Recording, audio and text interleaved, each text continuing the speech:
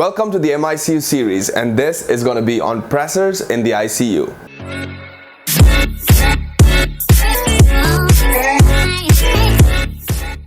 So before I give you the armor that you're going to need to use in the ICU when it comes to pressors, you need to first off understand why and when are you going to be using these pressors in the ICU. Well, when would you use pressors in the ICU? Well, obviously when your patient is in shock. When the patient is in shock is when you're going to be using pressors in order to reverse the shock. So what is shock? A lot of residents answer the question by saying, well, the patient is hypotensive. The patient has a drop in blood pressure. It does not meet criteria to say that somebody is in shock. So let's just first off define shock in the form of numbers. First off, you're going to say systolic blood pressure less than 90 is shock.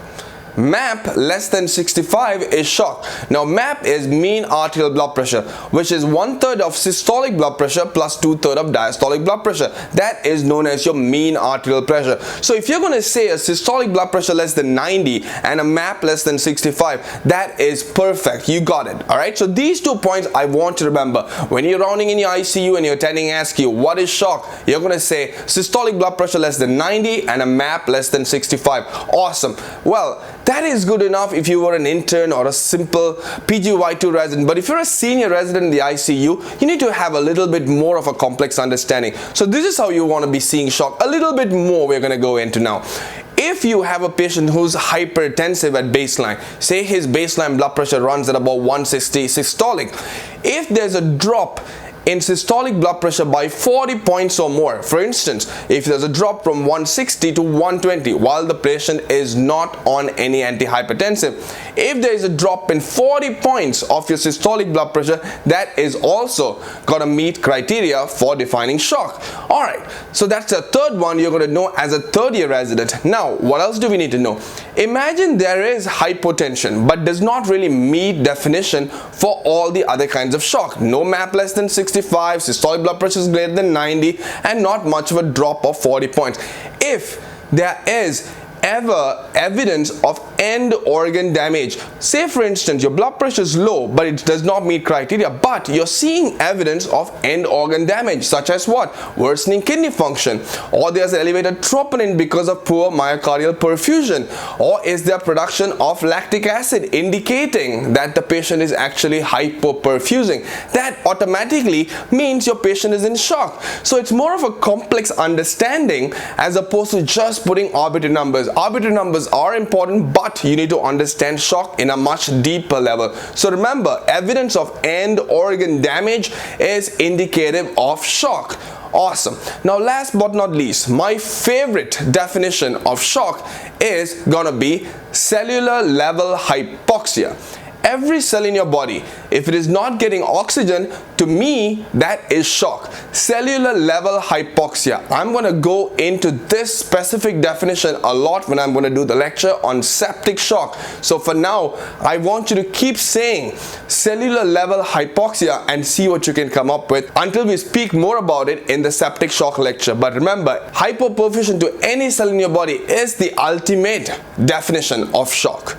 Alright, so now since we've understood what really shock is, so because first off, our first step is always define shock. We just define, alright, our patient is in shock, right? Good, great. Now, once you know that the patient is in shock, obviously your next step begins to start to wonder what type of shock this is, right? You have to split apart at this point and tell me what is the type of shock, because management of every different type of shock is actually different, right? So you need to understand what are the big different types of shock is. There are actually 4 different types of shock. Number 1 is hypovolemic shock. Hypovolemic shock is a person who's got volume depletion, maybe he's vomiting a lot, maybe he's got a lot of diarrhea, maybe he's bleeding from somewhere. It could be hemorrhagic versus non-hemorrhagic volume depletion. So if you become hypovolemic, obviously gonna end up with shock. So hypovolemic shock is number 1. Number 2 is going to be a patient with cardiogenic shock. So what is cardiogenic shock? Think about it this way. If your heart is your pump, right? If your pump fails for whatever reason, then it's going to be called a cardiogenic shock. Maybe the patient's got a massive MI and therefore the patient cannot pump the blood out. Maybe the patient's got a severe aortic stenosis that is not pumping pumping the blood out. Maybe there's an acute valvular regurgitation. Maybe there's some significant arrhythmia that the heart is not being able to fill up the blood to pump it out into your systemic circulation. Whatever it is, if the problem is within the heart and the patient develops shock, then you're going to call it a cardiogenic shock.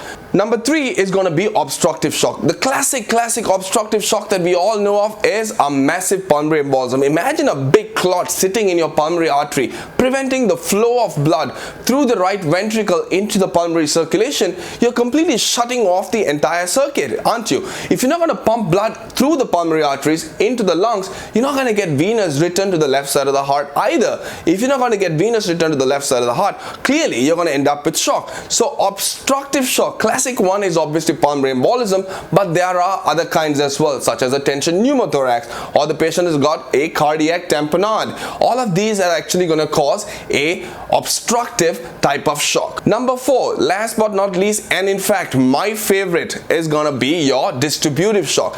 Distributive shock classically seen in patients with septic shock, guys. Septic shock, when you have sepsis and a full-blown inflammatory cascade is activated, all of these things are going to go and stretch your blood vessels out, and therefore what's going to happen is there's going to be leakage between these endothelial cells, and you're going to have a lot of third spacing of fluid. Essentially, you're going to have a distributive shock because all the fluid within the blood vessel is now distributed outside, but it's a significant, potent vasodilatory shock. Alright, so remember, septic shock is the prime type of distributive shock. But septic shock is not the only one that actually gives you a distributive shock. You also do have anaphylactic shock. Remember, you eat some peanuts and next thing you know, the patient goes into full-blown anaphylaxis. Anaphylactic shock is going to be causing a significant amount of vasodilation as well. Apart from that, you also need to know a few other causes such as acute pancreatitis, burns patients. All of these things can also give you a distributive type of shock. Alright, now let's go into understanding which type of shock actually will benefit from PRESSORS, because not all of them actually benefit from PRESSORS. Most of them you actually have to correct the primary problem. There's only one type that actually genuinely requires PRESSOR support. So let's talk about each type of shock again and try to determine which one is actually going to deserve and require PRESSOR support. So let's look at this diagram on this board over here. If you look at it, I have the heart here, I have the lungs over here.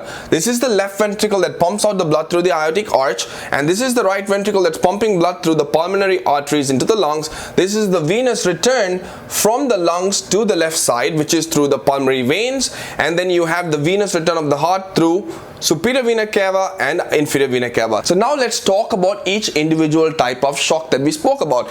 If you had a hypovolemic shock, for whatever reason, patient is dehydrated, right? As I already mentioned, if you had a hypovolemic shock, what's going to happen here? Are you going to say that if the patient is hypovolemic, he's going to have decreased venous return via the superior vena cava and inferior vena cava? Yes, he is, isn't he? So which means you're saying the preload coming to the heart is actually going to be low. So if the venous return to the heart is actually low, then obviously less blood is going to get pumped through the pulmonary arteries, and the pulmonary vein is going to have much less venous return as well, and eventually you're going to get a decreased cardiac output. So remember, now it all comes down to this, guys. What determines what the blood pressure is going to be in your body? It is your baroreceptor reflex, right? Your baroreceptor reflex. Remember, there's two places where you actually have your baroreceptors. Number 1, you have it on your carotid sinus, and number 2, you have it on your aortic arch. Now the carotid sinus communicates with the brainstem. The carotid sinus communicates with the brainstem via the 9th cranial nerve, whereas your aortic arch communicates with the brainstem via the 10th cranial nerve. Remember, the 9th cranial nerve in the carotid sinus is actually a much more potent baroreceptor compared to the aortic arch, but nevertheless, both of them are going to be your baroreceptors. Now, how the baroreceptors works is very simple. If you stretch your baroreceptors, what's going to happen is you will fire both of these cranial nerves, and when you fire these cranial nerves, your brainstem is going to see it as, good God, the patient's blood pressure is high, let's decrease it. So how are you going to decrease blood pressure? You're going to decrease blood pressure by activating your parasympathetic system, and the parasympathetic system automatically will inhibit your sympathetic, and therefore you will get a drop in blood pressure. So if you have a patient who's hypovolemic, what's going to happen to your chemoreceptor reflex. If you have less volume of blood in your body, you're going to have decreased stretch in the carotid sinus, a decreased stretch in the aortic arch, and as a result your brainstem is going to see it as a decreased blood pressure. So what is your brainstem going to do? It is going to activate your sympathetic system. It's going to activate your sympathetic system. And what is sympathetic stimulation going to do to your body? Well, two things you need to know. Remember, sympathetic stimulation is going to activate your beta 1 receptors in the heart, which is going to cause increased heart rate, increased inotropy, both of which is eventually going to increase stroke volume and cardiac output. What about in the blood vessel? As you see, I have labeled alpha 1, beta 2 and M3. There are three receptors primarily in the blood vessel: alpha 1, beta 2 and M3. Guess which one is the only one that's actually innervated? It is alpha 1, guys. Alpha 1 is the only one that actually is innervated. So if you get a sympathetic stimulation, right, your sympathetic stimulation is going to stimulate your alpha 1 receptors. And what does alpha 1 do? It causes vasoconstriction.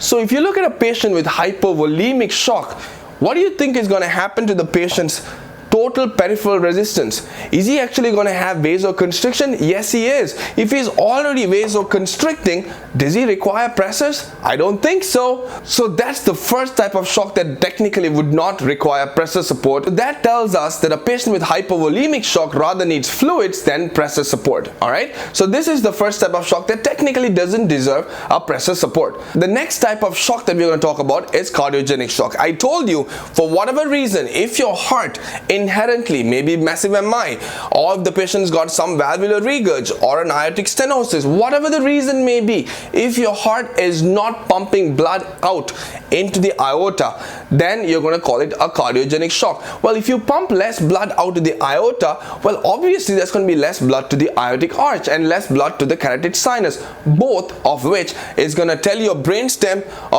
there's decreased stretch, there is decreased stretch, the patient does not have enough blood in the body. So what is it going to do? It is going to activate your sympathetic system and as a result cause alpha 1 constriction and therefore going to cause your increased peripheral resistance. So again, in a patient with cardiogenic shock, you are actually going to have a vasoconstriction. So do you require pressor support here? Not really. You need to correct the problem with the heart.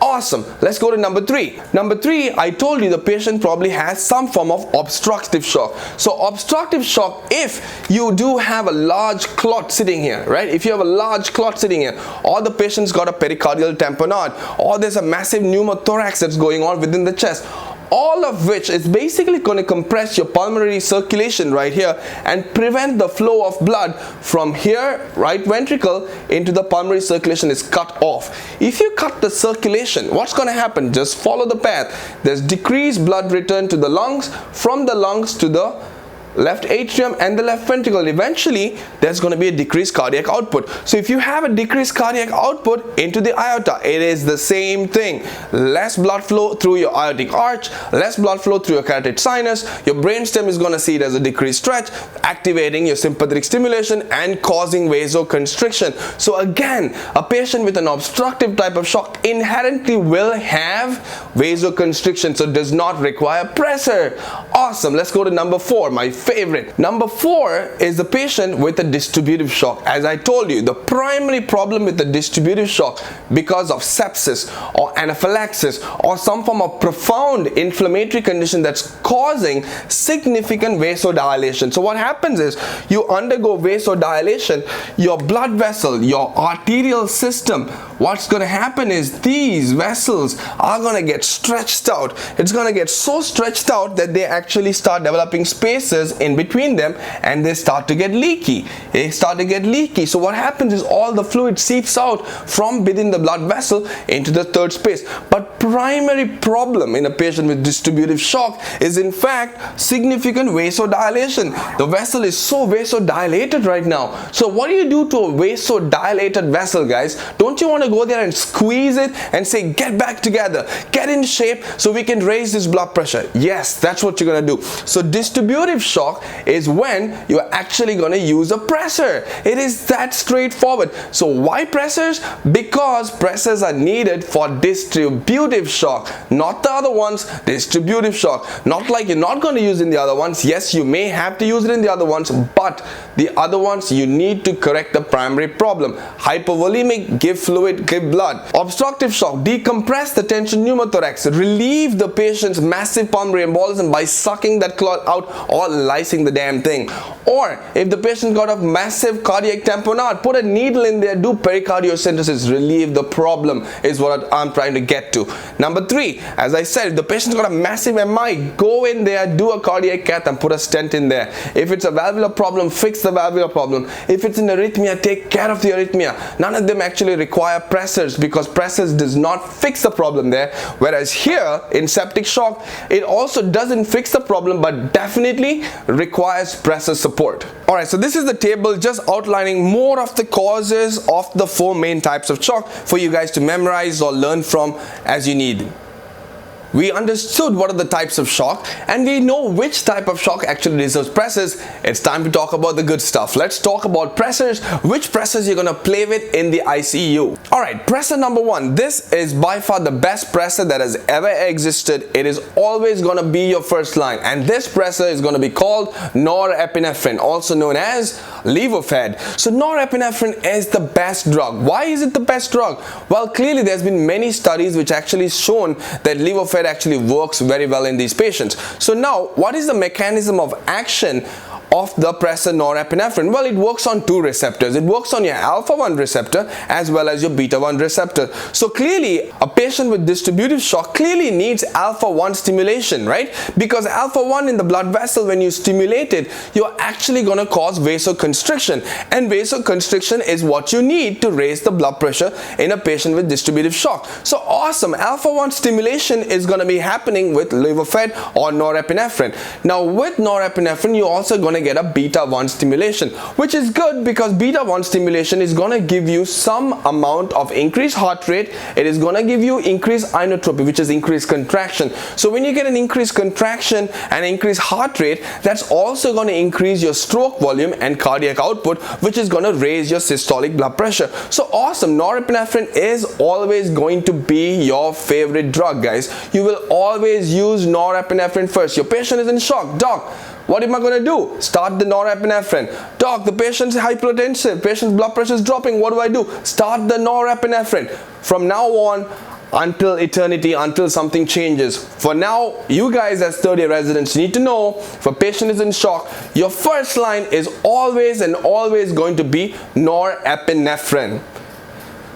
So when can I not use norepinephrine? Because obviously there has to be some time when I cannot use norepinephrine. Well, there is some time. What is the time? When your patient is significantly tachycardic or having a tachyarrhythmia along with the shock. Say the patient's heart rate is about 130, 140, 150. Maybe the patient is going into atrial fibrillation with RVR, rapid ventricular response. These patients, obviously you do not want a beta-1 stimulation, right? So you do not want a beta-1 stimulation. So for these patients, you'll actually pick another drug which actually will have effect only on alpha-1 receptors. I'll be going into that in just a second. So if a patient is having significant tachyarrhythmia along with your shock, you would not use norepinephrine. But otherwise, always and always your first choice will be norepinephrine. Alright, number 2, we have vasopressin. Vasopressin is basically ADH. It's an antidiuretic hormone, right? Vasopressin. Vasopressin is a very good drug. Now, vasopressin has been used primarily as second line in patients with septic shock as an add-on to norepinephrine. That is when you are going to add vasopressin. You always add vasopressin to norepinephrine. Now, norepinephrine is a titratable dose, guys. You go from a low dose to high dose. You can keep up titrating it. It's a titratable dose. Pretty much most pressors you learn in this section, or all the pressors that we have, are actually titratable except vasopressin. Vasopressin is actually a very good drug for 2 reasons. Number 1, vasopressin by itself actually causes vasoconstriction and raises your blood pressure. But number 2, vasopressin actually will decrease the requirement requirement of norepinephrine. So if you decrease the requirement of norepinephrine, then obviously the patient is going to have decreased complications from the norepinephrine, such as tachyarrhythmias, right? So vasopressin is primarily as an add-on drug to norepinephrine in patients with septic shock, but also you will use vasopressin in patients with variceal bleeding. All right, so you need to know that variceal bleeding patients, you're also going to use vasopressin. Now, what is the dose of vasopressin? This is very important. You are going to use a fixed dose, 0.03. Okay, a fixed dose, 0.03. Some places they will tell you could go up to 0.04, but it's always fixed. So to be on the safe side, it's always good for you to just use a fixed dose, 0.03. Reason is, when you go to higher levels, say 0.05, 0.06, or even anything higher, what it's shown, it actually causes mesenteric ischemia, decreased blood flow to your intestines, which is not good.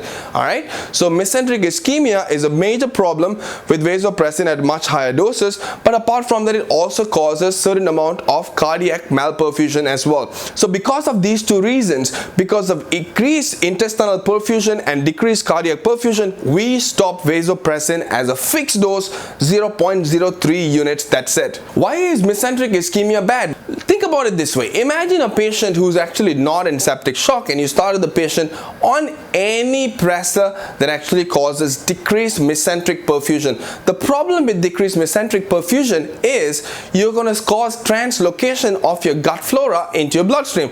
A lot of patients actually with cardiac arrest, you'll often see the patient becomes hypotensive because they have a shock state in your body and your body's vessels are all dilated, right? And then you use pressor support and you're trying to squeeze these vessels and you actually cause mesenteric ischemia. Now, a patient who's in shock because of a not septic reason could become septic if you have decreased intestinal perfusion, because this is going to cause the gut flora to translocate from the intestines into the blood, causing septic shock because of bacteremia. So mesenteric ischemia is bad, bad, bad. All right, so remember, vasopressin you want to use fixed dose of 0.03 units, that's it. All right, pressor number 3 is epinephrine. Epinephrine is a very good drug. So epinephrine, what we are going to use when you use it in the IV formulation, right? You need to know one thing. Epinephrine, the IV formulation, the drip that we are going to use as a pressor is actually in a concentration of 1:10,000. 1:10,000. Whereas if you're giving it to a patient as an IM injection in the case of anaphylaxis, or you're using it in cardiac arrest when you give epinephrine every 3 to 5 minutes, right? That is in a concentration of 1:1000. But when you're using an IV drip, it has to be more dilute. So you will use 1:10,000 units. Epinephrine, unlike the first two pressors we spoke about, has a little unusual effect. What it actually does, it actually has a dose dependent response. Epinephrine and dopamine, these are the two that actually have a dose dependent response, which means at different doses they will actually stimulate different receptors. So what you need to know about epinephrine is that at lower doses it actually stimulates beta 1 receptors. So if you start a patient on epinephrine and you at a low dose, all you're seeing is tachycardia. Because why? Because low dose is supposed to stimulate just the beta 1 receptors. So that's what you need to know. If you look at epinephrine, it actually has a dose dependent response. Low dose causes beta 1 stimulation, so you'll get an increased heart rate, increased inotropy, but you might not see that significant increase in blood pressure because you're not getting the alpha 1 squeeze yet. So what does high dose epinephrine do? It actually causes alpha 1 stimulation. So high dose epi causes alpha 1 squeeze. Alpha 1 squeeze is what you require to increase your blood pressure, right? So remember, if you want the patient to actually get a higher blood pressure, you want high dose epinephrine. Or if you're looking for an increased heart rate or an inotropic effect, then you're gonna pick a low dose. But important point I'm trying to make is with epinephrine, you need to know that the patients are gonna have a dose dependent response. You're gonna look so cool. If you want to increase inotropy, you're like, you know what? Let me keep the epinephrine at a low dose. Or if you want an alpha 1 stimulation, increase blood pressure, you'll be like, nurse, can you please go on a high dose epi? Let's increase the dose. Reason is, you know what doses does what to the patient. Low dose epi, beta 1 stimulation. High dose epi, alpha 1 stimulation. Number 4, dopamine. Dopamine is not one of my favorite drugs. Reason being is, it's a very unpredictable effect that dopamine is going to actually have. So dopamine obviously, just like epinephrine actually has a dose-dependent response, which means a low-dose dopamine, less than 2 micrograms, all it's going to do is stimulate dopaminergic receptors in the renal vasculature and increase the flow of blood to your kidneys. It is going to increase your GFR. It is going to increase your urine output. From about 2 mics to 10 micrograms, it is actually going to cause beta-1 stimulation. So it becomes like epinephrine at this point, right? It's still a low dose. From 2 to 10, dopamine is actually going to cause a beta-1 stimulation. So you're going to get your increased heart rate, increased inotropic effect, and increased systolic blood pressure. If you go higher than 10 micrograms, at this point is when you're actually going to get an alpha-1 stimulation. So first step, you need to know that this is the mechanism of action of dopamine. Low dose is only going to cause increased urination. That's it, nothing else. Whereas 2 to 10 is going to cause beta-1 stimulation, greater than 10 is going to give you an alpha-1 stimulation. The reason I do not like dopamine so much is because previously it was believed that dopamine was renoprotective. Let's give dopamine to increase the perfusion of the kidneys. Let's increase the GFR. Let's increase the blood flow to the kidneys. Now, let me ask you something. If a patient is in septic shock, is monitoring urine output a very important marker to see the response of the patient? Of course it is. It tells you how well you've supplemented the patient with fluids, how well is the rest of the body getting perfused. It becomes a very important marker of telling me what is the volume status of the patient and where the patient is headed. So urine output greater than 0.5 cc's of urine per kilogram of body weight per hour is a very important marker to monitor response of patients. Now you start the patient on dopamine, what it's going to do is, even if my patient is completely volume depleted, it is going to increase perfusion to the kidneys, which is falsely going to increase my urine output and falsely give me a misperception that my patient is doing well, well in reality it is actually pushing out and making more urine when it's not supposed to make more urine, because it's supposed to preserve the fluid within the body. Alright, so let's not use dopamine to increase renal blood flow, because it is something we do not need. Next, the other reason I do not like dopamine is actually shown to have significant amount of tachyarrhythmia such as atrial fibrillation when used in patients. So if I had to compare norepinephrine and dopamine, why would I use dopamine? Dopamine has got such an unpredictable profile, whereas norepinephrine is beautiful. So I'll always pick norepinephrine. Well, the problem really happens when you would think of using dopamine versus the other pressors. Dopamine was kind of thought to be a safer drug to give via a peripheral line. Remember, pretty much all pressors need to be given via central access, right? Because what's going to happen when you give it in a very small blood vessel is, because of this profound amount of vasoconstriction, you will end up getting digital ischemia, and you can actually lose a limb because of this. So it's pretty bad. So pressors as a gold standard, ideally you're supposed to use it in patients that actually do have a central access.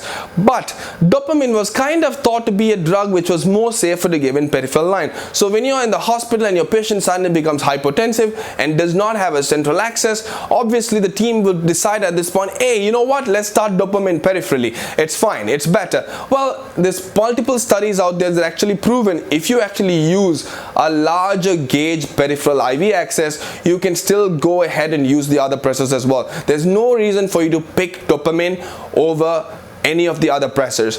That's important for you to know. And one more thing, when the nurses come and ask you, doc, what shall I start the dopamine at? And if you say, hey, start at a low dose, well, why would you want to increase urination of a patient when he's in shock? So remember, when somebody is in active shock that's going on, if you are starting dopamine, go higher than 10 micrograms to increase the blood pressure by giving them the alpha-1 squeeze. Next, let's talk about phenylephrine. Phenylephrine is a very good drug. Phenylephrine is a potent vasoconstrictor. So phenylephrine basically is going to work on just your alpha-1 receptors and not anything else. So remember, if you cause an alpha-1 squeeze, you're actually going to get an increased blood pressure. So when would I use phenylephrine as my first line? As I said, if I had my septic shock patient, a distributive shock patient who's actually having significant tachyarrhythmias, then I don't want a beta-1 response. I do not want any beta-1 stimulation. At this point, I will pick phenylephrine because it's actually going to cause cause alpha-1 stimulation. Now, if you also think about it, remember your beta receptor reflex plays a big role when you're understanding shock and pressor treatment. If you give a patient alpha-1 stimulation, what's it going to do to your beta receptor reflex, guys? Is it going to see that, oh my god, the patients have increased stretch of your carotid sinus and your aortic arch? Yes, it will, right? Therefore, what's going to happen is your body's compensatory mechanism is to activate parasympathetic stimulation, which is in response, it is going to activate your M2 receptors of your heart and as a result cause bradycardia. So if you actually use phenylephrine, you will expect to see a reflex bradycardia, which could be beneficial in your septic shock patient who's actually having tachyarrhythmia. Finally, before we move on to two weird drugs, let's talk about the new drug that has just been released. It is known as angiotensin 2. Angiotensin 2 is a wonderful drug. Angiotensin 2 causes a profound vasoconstriction, much better than pretty much most other vasopressors in fact. But it is a new drug and it's often going to be used as a second line to norepinephrine. So once you have a patient on norepinephrine, you can actually use angiotensin 2. Which receptors does it work on? Well, it works on your angiotensin 2 receptors in your blood vessels and causes vasoconstriction. So it is a new drug, so I don't know if many hospitals are actually going to be using it yet, but it is a new drug that's in the market and it's a very, very good drug. Finally, let's move on to our weird drugs. The two weird drugs which are actually pretty good is dobutamine and milrinone. So let's talk about dobutamine first. Now, dobutamine is primarily known as an inotrope. Well, really, is it an inotrope? Yes, it is. Well, dobutamine is an inotrope, but it has an important side effect that you know of. So dobutamine, think about the receptors it works on. It works on your beta 1 receptors and beta 2 receptors. If you stimulate beta 1, yes, you're going to get a beautiful inotropic effect, is exactly what you want. But what happens if you stimulate beta 2 receptors, guys? If you stimulate your beta 2 receptors in your blood vessel, you are going to cause hypotension. So imagine a patient with shock. Now, normally people love to use dobutamine in patients with cardiogenic shock because they're like, oh my god, the heart is not pumping. We need to pump this heart. Let's give the heart a little help here. Let's go give a drug to squeeze the patient's heart so we can increase the blood pressure. Oh my god, let's start dobutamine. Great, the patient's blood pressure is already 70/40. Yes, it is because of a cardiogenic cause. Patient's blood pressure, although, is 70/40. So if you use dobutamine on this patient as the first drug to go to, what's going to happen? Yes, you're going to get inotropy, but you're going to drop the blood pressure and the patient's going to arrest right in front of your eyes. So dobutamine is a good drug, but you do not start it on somebody who's hypotensive. So what would you do in this case? Obviously, go to the first drug that you always going to use, norepinephrine. Start norepinephrine first. Start norepinephrine first. Get your alpha-1 squeeze, and that's going to bring your blood pressure up. And then you can add on dobutamine to the norepinephrine, and now you're going to get the beautiful inotropic effect that you actually need. This is why understanding what you're doing is going to improve the outcome of your patient. Alright, so dobutamine is a beautiful drug, but it causes inotropy and vasodilation. It causes inotropy and vasodilation. So let's call it a inodilator. It's an inodilator. It causes inotropy and vasodilation. It's a good drug to actually use in cardiogenic shock, but do not ever start it as first line. Always start norepinephrine first and add it on top of it. The next weird drug I was talking to you about was milrinone. Now, what is milrinone? Milrinone again is a drug that's actually going to cause inotropy as well as vasodilation. Now, how does this one do it? Milrinone, if you look at the mechanism of action, it's actually a phosphodiesterase inhibitor. Now, let's look at the receptors beta 1 and beta 2. What are the beta 1 and beta 2 receptors, guys? Are they GS coupled? Yes, they are, right? GS coupled. So when you stimulate a GS receptor, you'll eventually form a lot of cyclic AMP, which brings upon the response that you actually require. If you go back to your pharmacology, you'll learn that the breakdown of cyclic AMP is by phosphodiesterase enzyme. So if you actually block the phosphodiesterase enzyme, you'll raise the level of cyclic AMP. So basically, you're going to enhance the effect of beta 1 and beta 2 receptors. So beta 1 is good. That's what you want it for a cardiogenic shock patient. You want to use it to get a good squeeze, but you're also going to get an increased response of beta 2 receptors, and beta 2 causes vasodilation. Is it a good drug? Yes, it is. But are you going to use it as first line? No, you're not. What is always going to be your first line, guys? Norepinephrine. So start norepinephrine and add on milrinone to it. Now this brings us pretty much to the end of the lecture. So now you know the pressors that you're going to play with and how you're going to play with and when you're going to use these pressors. Nevertheless, once you start a patient on pressor, this is something I'm going to go into much more detail in an upcoming lecture. But for now, I just want you to understand a few little things. When you have a patient in shock and the patient is on a pressor support, what are the things that you're actually going to monitor in this patient? First off, you're going to target a MAP greater than 65, mean arterial blood pressure greater than 65. Who came up with this number 65? Well, a lot of studies actually proven that a MAP of 65 is really what is required. Why? Why is 65? Well, the thing is this.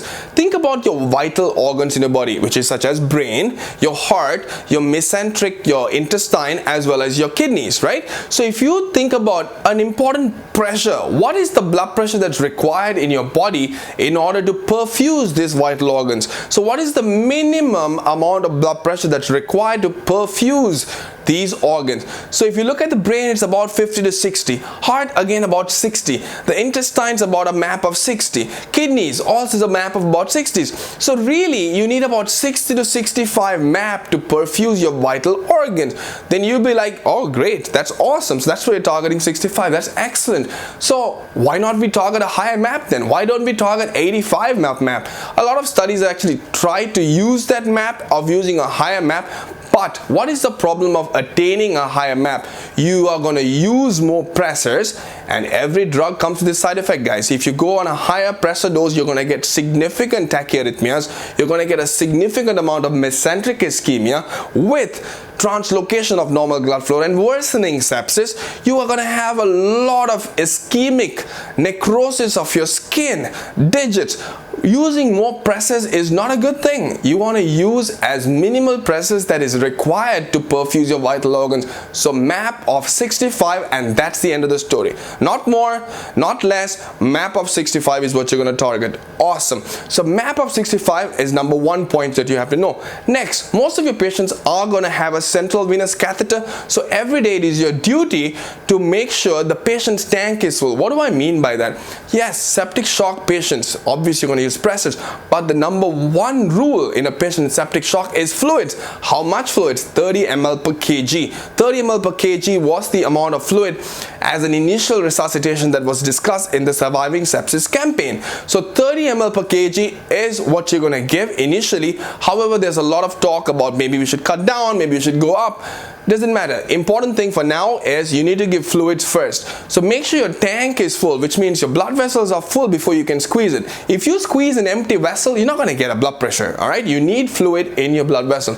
So central venous pressure essentially is a measure of how full your tank is, right? So central venous pressure, what is the normal central venous pressure, guys? Are you saying 8 to 12? You're wrong. It's not. Normal is less than 4. But a patient on septic shock, you want to maintain a higher central venous pressure. You want to maintain between 8 to 12 CVP. Also, if a patient is intubated and on mechanical ventilation, then you will target a much higher central venous pressure, almost up to 15. So remember, CVP either 8 to 12, or if on an intubated and ventilated patient, maintain about 15. Alright, that's number 2. Number 3, urine output. This is important. 0.5 cc's per kilogram of body weight per hour. That tells you the patient is actually having good perfusion to the kidneys. So you want to monitor urine output in these patients. And last but not least, if you are aware of the flow track, I will be talking about this in another lecture, but a flow track is basically a device that is connected to your arterial line, and it actually monitors your hemodynamics in actual numbers on a screen, which is the greatest thing that's ever been discovered in the recent past.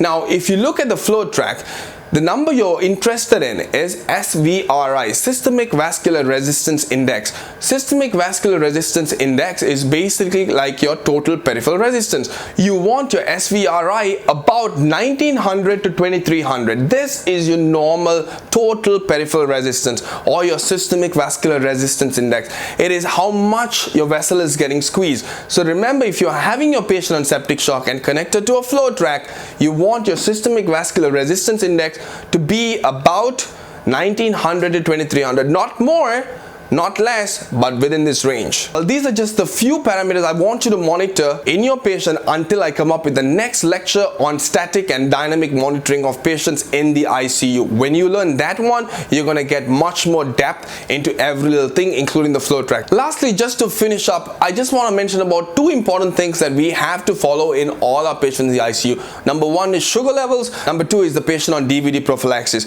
Now remember, whenever you're giving a person a lot of PRESSORS, right, what it's going to do is it's actually going to cause significant amount of vasoconstriction. That could actually cause decreased perfusion of your skin. Now, how do you give insulin in the hospital, guys? Are you saying subcutaneous? Yes, you are, right? So if you're having a profound vasoconstriction everywhere, now what's going to happen is the insulin that you're going to give is not going to get absorbed. So you can see significant amounts of hyperglycemia. That's why you see, as per the NICE sugar trial, patients with septic shock, most of the time, if your blood sugar in the ICU is greater than 180 on 2 occasions, these patients automatically go on an insulin drip. Not for DKA, not for HHS, not for any other problem, just because you need to control the sugars better. High sugar is loved by bacteria, so you don't want high sugars in the ICU, or you do not want lower sugars either. Lower sugars is even worse. Anything low is worse than high, all right? So you want to remain within a range of like 180 to 200. So if you feel like your patient's sugars are not getting controlled because of your subcutaneous insulin, immediately switch to IV insulin, because the drugs that you're using is causing vasoconstriction, and as a result, you're not actually absorbing the insulin. Next, the same theory is going to apply for the patient with DVD prophylaxis. If you're giving a patient Lovenox, which you should be doing as opposed to heparin, reason being Lovenox is much more effective and has a much lower incidence of heparin-induced thrombocytopenia. And how is Lovenox given, guys? It is given subcutaneously, right? It is given subcutaneously. So make sure you kind of trend your patient to make sure the patient is not developing any clots. Maybe you could use Venodyne boots plus your subcutaneous Lovenox. I'm not saying that everybody who uses PRESSORS is definitely going to end up getting a clot just because of this reason. That's not the point. The point is just keep it in the back of your mind. It is a side effect that you kind of have to watch out for. Alright guys, so now this concludes our lecture on PRESSORS in the ICU. If you know this much, guys, I am 100% sure you're gonna rock your stay in the ICU. Alright, I'll be making many more videos in the ICU series, real exciting and cool videos coming up soon. Alright guys, so thank you for watching, and I'll see you guys in the next video. Please subscribe if you have not already, and hit the like button and the bell button so you receive notifications when we release the next video. And also please leave your comments in the comment section below. If you want me to do any other lectures, just write them in the comment section below, because we love reading what you're writing.